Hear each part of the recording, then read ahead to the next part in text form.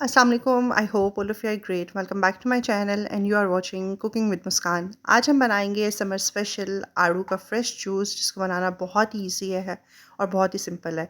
Same side काफ़ी ज़्यादा refreshing है, काफ़ी ठंडा बन के रेडी होता है और गर्मी में ना इसको पी के बहुत ज़्यादा मज़ा आता है। सो आपने रेसिपी को फुल वॉच करना है। जल्दी से रेसिपी को स्टार्ट कर लेते हैं।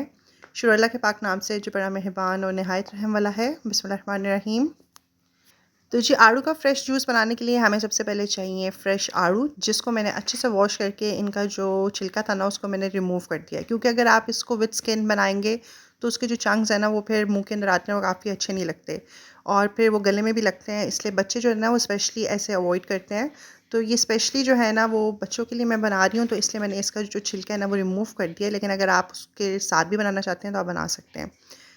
उसके बाद जी, आड़ू लेने के बाद आपने यहाँ पे जो है आइस क्यूब्स ले लेनी है। यहाँ पे मैंने 4 टू 5 आइस क्यूब्स ली हैं, लेकिन आप पे डिपेंड करता है आप कितना ठंडा बनाना चाहते हैं, तो आप उसी हिसाब से आइस क्यूब्स लीजिएगा। 3 टू 4 टेबल स्पून हम इसके अंदर जो है वो शुगर ऐड करेंगे। एक भर के ग्लास हम इसके अंदर पानी का ऐड करेंगे, ये भी ठंडा पानी है।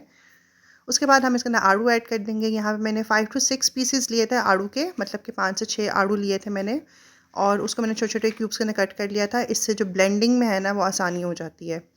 और उसके बाद आपने इसके अंदर आइस क्यूब्स और शुगर ऐड करके पानी ऐड कर देना है और इसको अच्छे से आपने ना 3 से 4 मिनट के लिए ब्लेंड कर लेना है। ब्लेंड करने के बाद आप इसको किसी भी जग के अंदर या किसी भी आप पॉट के अंदर निकाल दें।